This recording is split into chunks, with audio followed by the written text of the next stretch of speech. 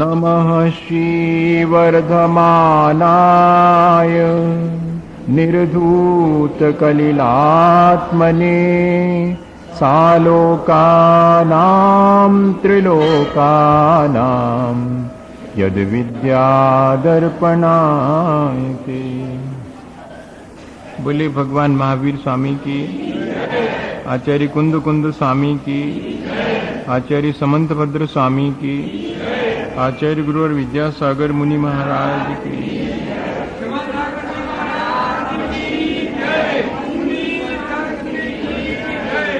ये रत्नकरंडक शावकाचार आचार्य समंतभद्र स्वामी का अपन पढ़ रहे हैं। जीवन में धर्म की शुरुआत श्रद्धा से होती है और श्रद्धा हमें अपने जीवन की वास्तविकता का बोध कराने में माध्यम बनती है। बिना श्रद्धा के हम संसार और शरीर इन दोनों की वास्तविकता को नहीं जान पाते हैं, और जब तक किसी चीज की वास्तविकता मालूम न हो तो जो चीज ग्रहण करने योग्य है वो हम ग्रहण नहीं कर पाते हैं, और जो चीज हमें छोड़ देने योग्य है उसे हम छोड़ भी नहीं पाते। कहते हैं कि जीवन में जो चीज ग्रहण करने योग्य है उसकी जानकारी यदि हो जाए तो ग्रहण करना आसान हो जाता है। इसी तरह छोड़ना भी आसान हो जाता अगर हमें वास्तविकता मालूम पड़ जाए। जैसे किसी बेटे को माँ समझाए कि देखो आग में हाथ डालने से जल जाता है, लेकिन ये तो जानकारी हो गई, अब वो बोध कब बनेगा उसका?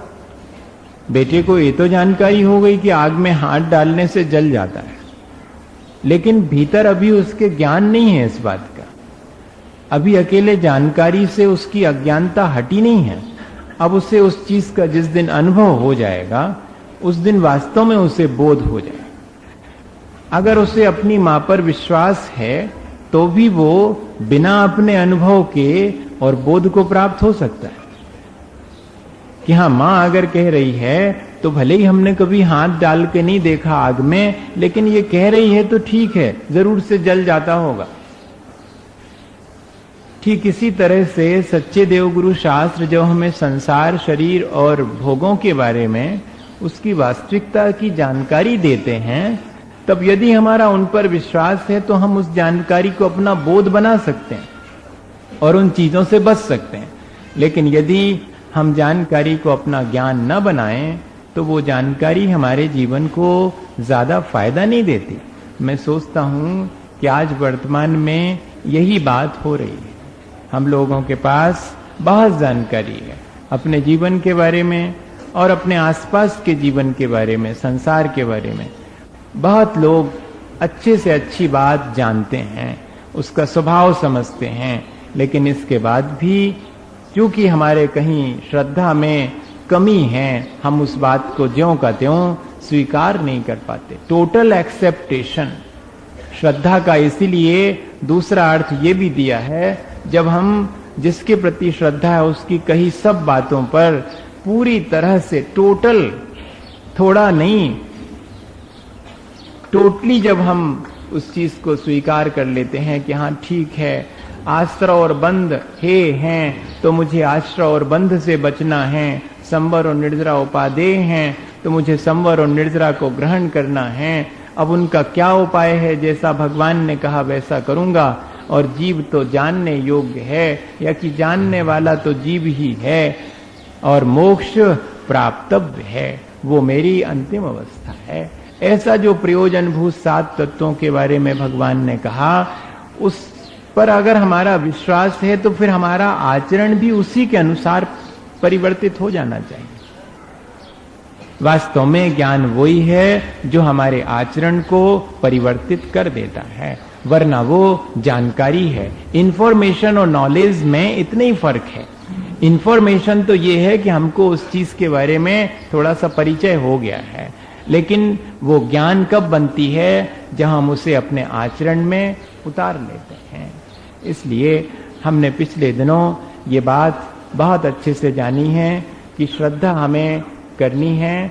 तो श्रद्धा किस तरह से होगी, श्रद्धा होने के बाद हमारे जीवन में कैसे परिवर्तन आना चाहिए, ये भी हम रोज रोज देखते जाएं कि सचमुच हमारी श्रद्धा रोज बढ़ती जा रही कि नहीं बढ़ती जा रही, हमारे आचरण में वो प्रकट हो रही है कि नहीं हो रही है। होता ये है कि श्रद्धा तो हम कर लेते हैं लेकिन करती अपने मनमानी है। तो फिर ऐसी श्रद्धा हमारे जीवन को ज्यादा कोई उपयोगी नहीं हो पाती है, उससे हम कोई लाभ नहीं ले पाते हैं। श्रद्धा तो वो है जिसमें कि हम अपने मन की नहीं चलाते हैं, बल्कि जैसा हमें अपने श्रद्धे से संदेश मिलता है हम उस संदेश को लेकर के उसके अनुसार अपने जीवन को बनाते हैं। संसार की वास्तविकता क्या है? कोई पूछे तो हम बता तो देंगे, लेकिन हमारा व्यवहार इस प्रकार का है कि जैसे हमें संसार की वास्तविकता ना मालूम हो। जैसे किसी को आग में जल जाते हैं ये तो मालूम है, लेकिन वो बार बार आग में हाथ डालता है, तो इससे क्या मालूम पड़ेगा? यही कि भैया तुम्हें मालूम नहीं है, इसका मतलब जब तो तुम ऐसा कर रहे। तो यदि किसी व्यक्ति को संसार की वास्तविकता मालूम है तो वो संसार में रचेगा पचेगा, या कि संसार की वास्तविकता जान करके उसके साथ अपना व्यवहार वैसा करेगा? रचेगा पचेगा नहीं, जैसा व्यवहार आवश्यक है वैसा करेगा। संसार के साथ व्यवहार कैसा करना, कहते यहाँ पर तो ऐसा है कि ना खोता है कुछ और ना यहाँ कुछ मिलता है। जैसे कोई व्यक्ति सपने में और कुछ देखे, और कभी सपने में ये देखे कि मैंने सब कुछ खो दिया, तो भी जब सवेरे उठेगा तो उसको देखेगा वो तो कुछ नहीं खोया उसका। और सपने में अगर उसको बहुत बड़ा महल मिल गया है और वो राजा बन गया है और बहुत सारे सेवक उसके नौकर चाकर लगे हैं, और सवेरे जाग के देखे तो ने एक नौकर चाकर आए, ने महल आए, ने राजा आए, कछु मिलो ना, कुछ मिलता है ना कुछ यहाँ पर खोता है। ये संसार का स्वभाव है। यहाँ तो जो चीजें हमें मिलती मालूम पड़ती हैं वे वास्तव में मिलती नहीं है, उनके मिलने का भ्रम होता है। इसी तरह जो चीजें हमसे छूटती या हम जिन्हें खोते हुए मालूम पड़ते हैं वे भी खोती नहीं है, वो भी हमारा भ्रम है। यहाँ तो मृग मारीची का भी भ्रम है और सच्ची सच्ची का पानी भी भ्रम है। वो जो रेत में चमक रहा है पानी, वो जितना झूठा है उतना ही जो वास्तव में जिससे प्यास बस बुझती है वो पानी भी झूठा है, क्योंकि उससे प्यास बुझती मालूम पड़ती है, पर वास्तव में तो पानी वो है जिसको एक बार पीने के बाद फिर प्यास ही ना लगे। यहाँ संसार के दुख तो दुख हैं ही, संसार का सुख भी जो है वो सुख नहीं है।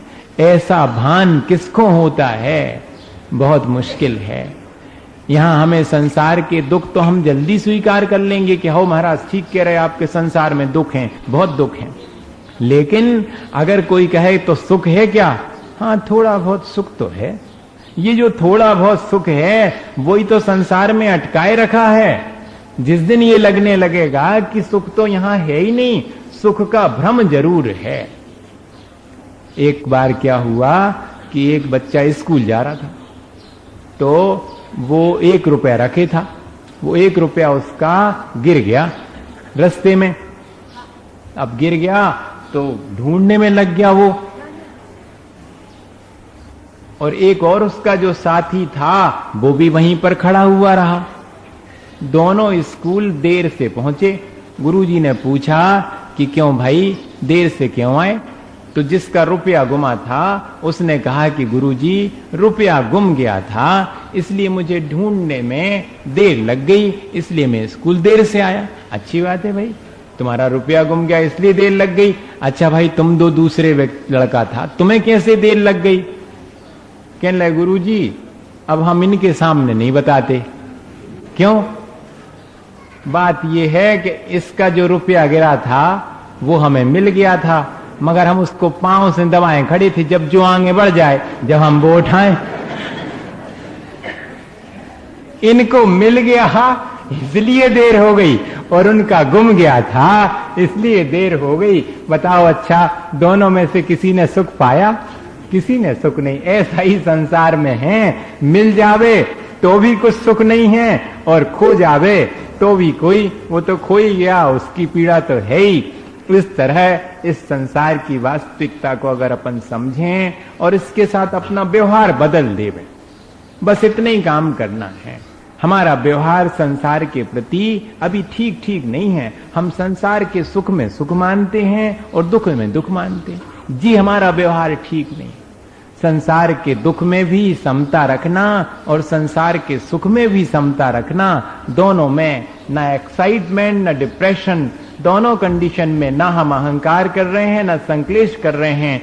ऐसे कुछ क्षण भी हमारे संसार में बीतना चाहिए। पूरा दिन भर ना बीते तो कुछ क्षण तो बीते।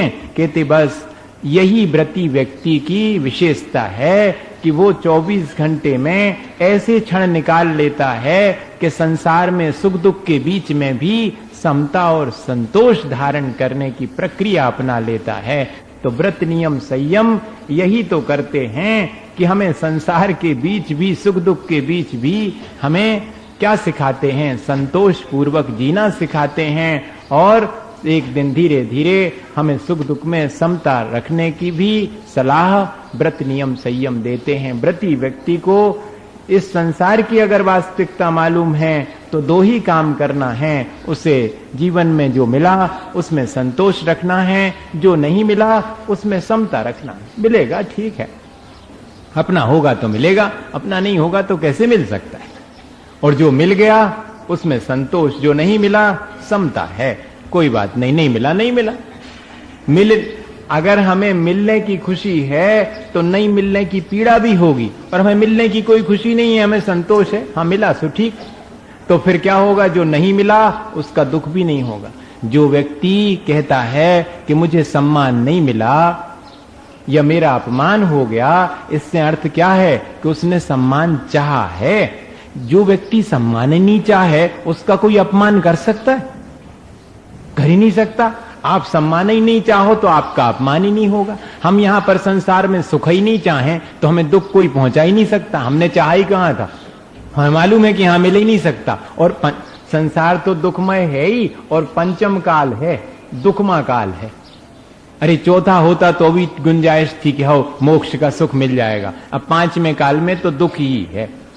तो एक तो संसार स्वयं दुख का कारण है, और उसमें ये काल भी जो है, ऐसा विचार करके संसार के सुख दुख में संतोष और समता भाव रखने के लिए ही व्रती पुरुषार्थ करता है।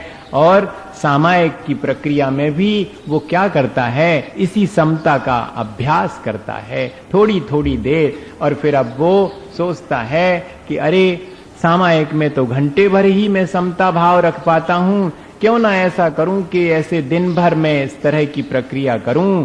तो फिर प्रोषद उपवास नाम का व्रत ले लिया, जिससे कि दिन भर अब धर्म ध्यान में बीतेगा। विषय कषाय से हट गए और धर्म ध्यान में लग गया। पूरा दिन सार्थक हो गया। संतोष और समता परिणाम के साथ दिन बिता देता है। यही प्रोषदोपवास का कहना चाहिए फल है। जो व्यक्ति प्रोषदोपवास करता है उसके फलस्वरूप उसको क्या मिला? दिन भर, महीने में 4 दिन उसके लिए बहुत संतोष रहा कि कोई विकल्प नहीं है। आज तो कमाई अमाई करने का भी कोई विकल्प नहीं, काम धंधे करने का भी नहीं, रोटी भी नहीं बनाना है, घर गृहस्थी के आरंभ सारंभ भी नहीं करना है। बस पूजा करने के लिए हाथ मुंह धो करके और नहा धो करके जैसे जाना था सो पूजा करने गए और आराम से पूजा करी। घर वापस आए सो अपना शास्त्र खोल के पढ़ने बैठ गए, स्वाध्याय कर लिया, सामायिक कर ली। इस तरह पूरा दिन या कि 4 लोगों के साथ बैठ करके धर्म की चर्चा छेड़ दी। इस तरह पूरा दिन कैसे निकल गया? धर्म ध्यान में व्यतीत हो गया। यही प्रोषद उपवास करने वाले का कहना चाहिए लक्ष्य होना चाहिए, और यही उसके लिए उसका फल भी। इन सब व्रतों का फल बाद में मिलेगा सो मिलेगा, लेकिन तुरंत मिलता है। ये नहीं सोचना कि व्रतों का फल तो अपन आज करेंगे सो कल मिलेगा। नहीं, तुरंत मिल रहा। हमने प्रोषद उपवास किया तो क्या फल मिला? हमको संसार के पापों से बच गए। पता नहीं उस दिन हमारे द्वारा कौन सा पाप हो जाता, एक दिन को तो बचे, और पता नहीं कैसे हमारे परिणाम खराब हो जाते। और उसी दिन अगर आयु बंध का समय होता तो चलो उस दिन हमारी आयु बंधी भी होगी तो व्रती व्यक्ति को तो देव आयु बंधेगी। उस एक दिन में हमारे परिणामों से अगर आयु बंध भी होवे तो हमारे लिए अच्छी आयु बंधेगी, खोटी आयु से तो बच गए। ये तो तुरंत के तुरंत लाभ हो गया।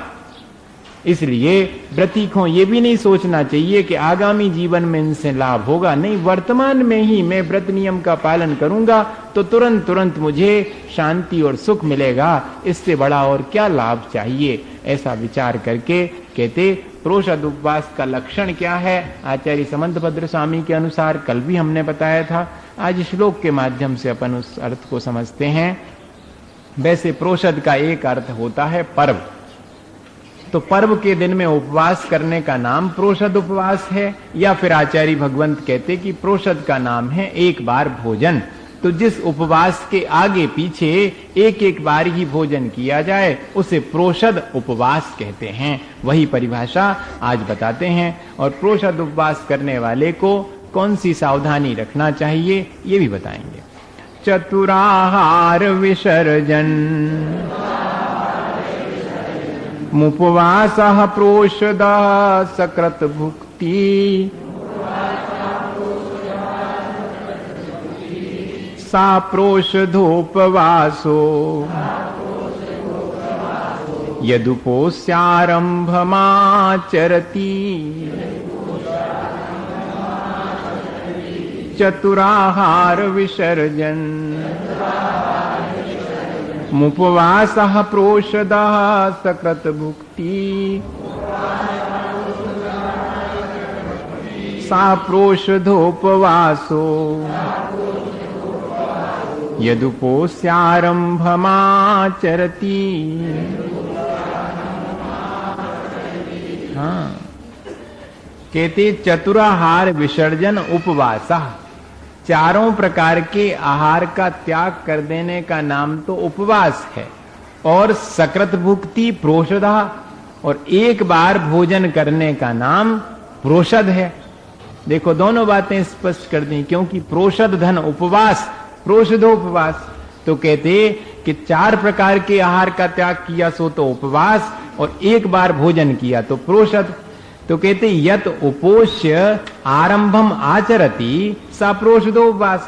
जिस उपवास के करने के बाद पाड़ना के दिन और एक दिन पहले धारणा के दिन एक बार भोजन किया जाता है वो प्रोषदोपवास कहलाता।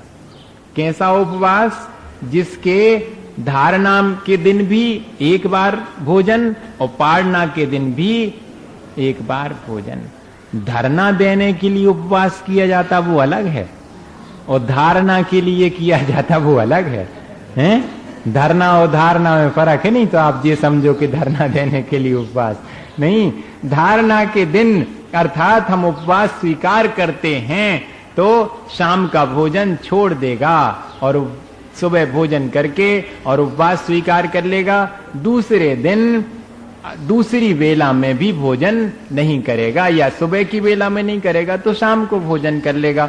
उपवास किया, उपवास के दूसरे दिन ठाट बाट से पूजा करी और पूजा करते रहे 11 बजे तक, और 12 बजे सामायिक में बैठी, सामायिक के बाद उठे, फिर अब भोजन करेंगे। ऐसा भी करते हैं कई लोग।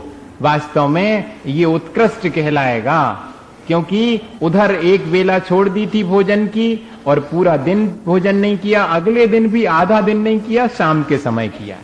तो कितना लंबा हो गया, कितने घंटे का हो गया? 48 घंटे का हो गया प्रोषद उपवास। इस तरह से जो है ये उत्कृष्ट है। फिर जिसकी जैसी शक्ति होवे वो वैसा करेगा। तो आचार्य भगवंत इस तरह से प्रोषद उपवास की बात कहते हैं। उपवास के 3 रूप प्रचलित हैं, 16 प्रहर का, 12 प्रहर का और 8 प्रहर का। ये इस तरह बन जाएगा। एक दिन में कितनी प्रहर होती? 8 होती। 3 घंटे की प्रहर होती तो 24 घंटे की 8 प्रहर होती। तो 16 प्रहर का मतलब मैंने एक दिन पहले के कितने प्रहर? 4 प्रहर पहले और 8 फिर और 4 दूसरे दिन के, सब मिला करके कितने हो गए? 16 प्रहर हो गए। ऐसे बन जाते हैं। और 12 प्रहर भी बन जाते हैं। शुरू में 4 प्रहर नहीं किया, फिर उपवास कर लिया 8 प्रहर वो हो गए, और दूसरे दिन सवेरे सवेरे नहा धो करके और भोजन कर लिया, तो ये 12 प्रहर का हो गया। और किसी ने तो शाम को भी भोजन किया था, फिर उपवास ले लिया, सो दूसरे दिन 12 प्रहर का उपवास किया, सवेरे से फिर भोजन कर लिया, तो ये 12 प्रहर हो गए।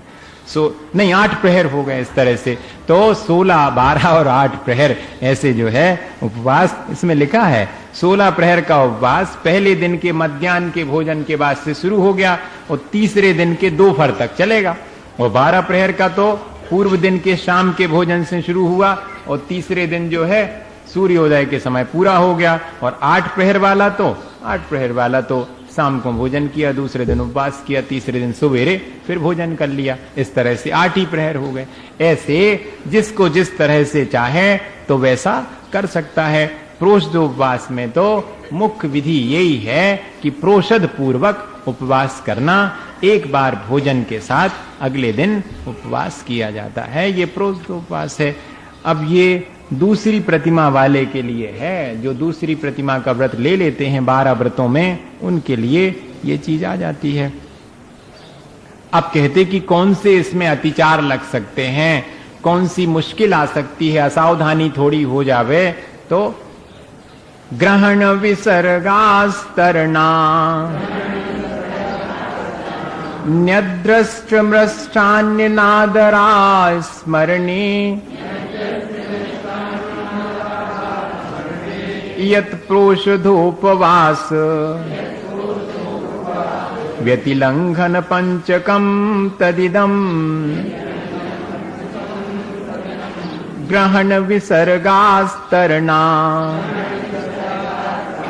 न्यद्रष्ट्रमृष्टान्यनादरा स्मरणे यत् प्रोषधोपवास व्यतिलंघन पंचकम तदिदम। हाँ, कहते प्रोषदोपवास में 5 अतिचार लग सकते हैं। कैसे लग सकते हैं? यत अदृष्ट मृष्टानी ग्रहण विसर्गास्तरणानी।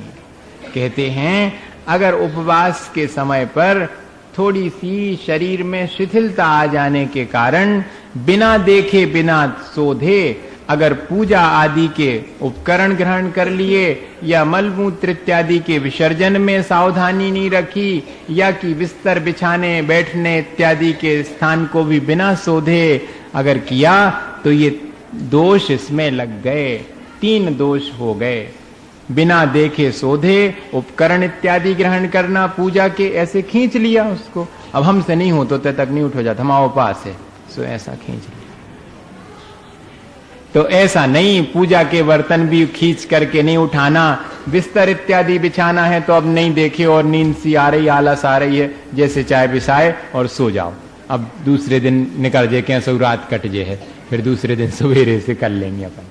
तो ऐसा नहीं, इतनी जागृति जो है रहना चाहिए। उपवास करने वाले को इतनी जागृति रहे कि उसकी सारी चर्याएं सावधानी पूर्वक, उसमें हिंसा ना होवे और मल मूत्र इत्यादि के विसर्जन में भी जो है वो सावधानी रखे कि उसके द्वारा बिना देखे बिना सोधे कोई भी चीज ना हो, क्योंकि उससे जीव राशि की हिंसा होगी। और अपन ने व्रत नियम संयम धारण किया है तो क्यों किया? जिससे हमारी क्रियाओं से कम हो, हिंसा कम से कम हो, और अनादर और अस्मरण ये भी हो जाता है। कई बार उत्साह नहीं रह जाता है। उपवास के दिन शरीर में शिथिलता हो जाने से धर्म के प्रति उत्साह कम नहीं होना चाहिए। ये सावधानी बहुत आवश्यक है। कषायों को जीतना है, उल्टा ये ना हो कि और हम कषाय तीव्र कर लेवें। कषाय मंद होना चाहिए।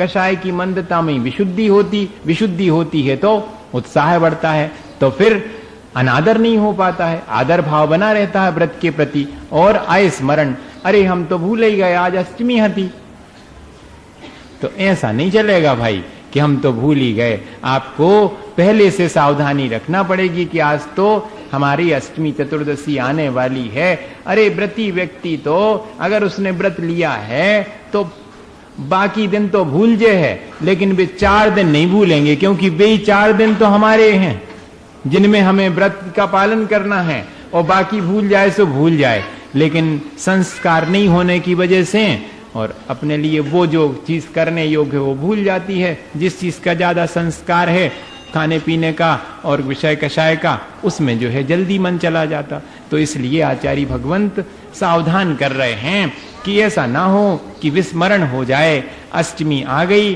और हमने तो ध्यान ही नहीं दिया, एक दिन पहले हमने 2 बार भोजन कर लिया, अब अष्टमी को क्या करें।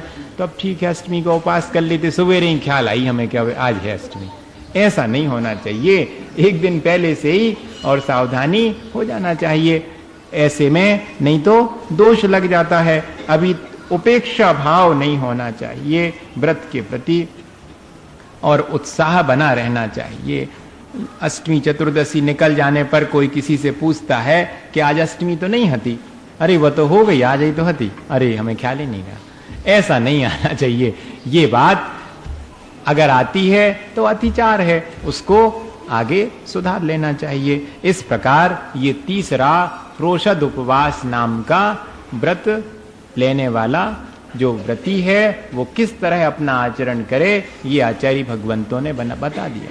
देखो, जो नहीं ले रहा है, अब सब जने सुन रहे, लेकिन सब ले तो नहीं रहे। तो नहीं ले रहे हैं और सुन लिया है तो कोई फायदा है कि नहीं? फायदा यही है कि देखो इतना आसान है, लेकिन मैं इतना आसान होते हुए भी नहीं कर पा रहा हूं, मेरी कितनी कमजोरी है। और वे कैसे होते होंगे महापुरुष जो कि महाव्रतों को अंगीकार करके उनका भी पालन कर लेते हैं। भरहे पंचम काले, इस पंचम काल में भी जो है आज महाव्रतों का पालन करने वाले जीव यहां दिखाई पड़ते हैं, और हम तो जो है अणुव्रत, और अणुव्रत में भी ये छोटी छोटी चीजें अपने जीवन में नहीं कर पा रहे। ऐसा भीतर में विचार आना चाहिए और उन व्रतों को लेने का उत्साह जागृत होना चाहिए। ले नहीं पा रहे, लेकिन भावना तो भा सकते बैठे बैठे। उल्टा ये नहीं होना चाहिए कि हो ये सब बातें लिखी हैं प्रोषद उपवास की, ने आज कोई कर सकता है, और करे वालों को भी हमने बहुत देख लो, जी सब यही से तो लिखो है, कोई के बस को नहीं है। और जो कोई करत है वे भी अच्छे से कौन करत है, जी तो व्रत नियम संयम ऐसे ये करत, अपन ने नहीं लाए सो बहुत अच्छो है। देखो बता रहे महाराज इतने दोष लगाते में, वैसे ले वही ने। ऐसा विचार नहीं करना ये सब चीजें सुन करके, ये सुन करके विचार, ये हाँ दोनों तरह के विचार आ सकते। ऐसे ही तो आज हो रहा, एक तो व्रत नियम संयम दुर्लभ हो गए, और अगर कोई लाए हैं तो कोई उसकी प्रशंसा करने वाला नहीं, निंदा करने वाले मिल जाएंगे। व्रतों से कुछ नहीं होता, क्या होता इनसे, ऐसा कहने वाले जीव ज्यादा हैं। लेकिन व्रतों को ग्रहण करके और व्रतों के माध्यम से जो आनंद मिलना चाहिए, जो परिणामों की निर्मलता होनी चाहिए, वो परिणामों की निर्मलता करने वाले जीव विरले हैं। उन विरले जीवों में अपना नाम भी अपन को लिखवाने की उत्सुकता तो होनी ही चाहिए। प्राप्त करेंगे, नहीं कर पा रहे अभी कोई बात नहीं, लेकिन हम जरूर से करेंगे, हम प्रयत्न करेंगे। जैसे संसार की किसी चीज के लिए अपने मन में इच्छा जागृत हो जाए कि ये चीज तो हम पाएंगे अपने जीवन में, उद्यम करके प्राप्त करेंगे। इसी तरह जैसे हम संसार के कामों में उद्यम करते हैं, अरे अपने परिणामों की संभाल और मोक्ष मार्ग के लिए तो उद्यम करना ही चाहिए। अंतरंग का उद्यम तो कर ही सकते हैं, भावनात्मक रूप से तो भावना भा ही सकते हैं। ऐसा विचार करके इन व्रतों को सुन लिया अपन ने तो जीवन में कभी ना कभी अंगीकार करेंगे, ऐसी भावना तो बनाना ही चाहिए। अब आगे जो है कहते बैया व्रत नाम का शिक्षा व्रत भी है। बैया व्रत क्या चीज है? आचार्य भगवंत जो है दान को ही बैया व्रत कह रहे हैं, जिसको सामान्यतः अपन अतिथि संविभाग कहते हैं। अतिथि कौन कहलाता है, उसके लिए कैसा संविभाग होना, दान क्या चीज है और बैया व्रत क्या चीज है। अगर अपन ये तीनों चीजें थोड़ा संक्षेप में, अपन गाथा नहीं भी पढ़ेंगे, श्लोक बाद में पढ़ लेंगे, ऐसा मोटा मोटा आपको बता देते हैं कि दान क्या चीज है। देखो तत्वार सूत्र में लिखा अनुग्रहार्थम स्वस्याति सर्गो दानम। अनुग्रह के लिए अर्थात उपकार के लिए जो अपनी वस्तु को दिया जाता है उसका नाम दान है। स्वस्याति सर्गो दानम, अपने धन संपत्ति इत्यादि में से जो दिया जाता है, काय के लिए? अनुग्रहार्थम। किसके अनुग्रह के लिए? कहते दूसरे के भी और स्व के अनुग्रह के। अच्छा, दूसरे को देने से अपना भी अनुग्रह होता, उपकार होता? कहते होता ही है, क्योंकि हमें पुण्य का संचय होता है। हमारे त्याग की भावना बनी, उसके माध्यम से हमारा लाभ ये हुआ कि हमारे भीतर पुण्य अर्जित हुआ, और दूसरे का उपकार ये हुआ कि वो चीज उसके काम में आ गई तो उसका भी उपकार हो गया। तो सबसे अच्छी परिभाषा बनी है अनुग्रहार्थम स्वस्याति सर्गो दानम। दान ही बैयावृत्ति है। बैयावृत्त का अर्थ क्या है? तो कहते हैं जो पात्र हैं उनके ऊपर कोई विपत्ति इत्यादि आ जावे, आगे बताएंगे, व्यापत्ति व्यपनोदा पदियो संवाहनम च गुण रागात। कहते अगर कोई माने उनके ऊपर विपत्ति या कोई संकट आ जावे, तब उस समय या कि उनके मोक्ष मार्ग में जो सेवा की जाती है, मोक्ष मार्ग, या तो सीधी परिभाषा बना लो, मोक्ष मार्गी की सेवा करने का नाम बैयावृत्ति, और झगड़े में न पड़ो। अपने माता पिता की सेवा करने का नाम सेवा, और किसी मोक्ष मार्गी की सेवा शुश्रूषा करने का नाम बैयावृत्ति, इतना ही है। वो मोक्ष मार्ग की दृष्टि से है, क्यों? क्योंकि उनसे हमें मोक्ष का मार्ग मिलता है। और माता पिता की सेवा करेंगे या सामान्य जन की सेवा करेंगे तो क्या मिलेगा? संसार की बातें मिलेंगी। लेकिन मोक्ष मार्गी के पास आकर के उनके लिए हम कुछ सेवा करेंगे, उनकी कुछ शुश्रूषा करेंगे, तो उससे क्या होगा? उससे हमें मोक्ष मार्ग और धर्म की शिक्षा मिलेगी। इसलिए बैयावृत्ति जो है मोक्ष मार्गी की सेवा का नाम है। अब उसको किस प्रकार की सेवा चाहिए है, ये हम अपने विवेक से देखेंगे। तो 4 प्रकार के दान के द्वारा ही सेवा हो जाती है मोक्ष मार्गी की, इसलिए दान को ही बैयावृत्ति कह दिया। और अतिथि संविभाग, अब श्रावक अपने जीवन में आरंभ सारंभ करता है और पैसा कमाता है, उस पैसे में से उसका तो हक है ही, लेकिन उस पैसे का विभाग करना, सम विभाग करना, समीचीन विभाग करना, किसके लिए देऊं? मैंने तो कमाया है, किसके लिए देऊं? तो जो मोक्ष मार्गी हैं उनके लिए मैं 1 भाग तो अवश्य देऊं।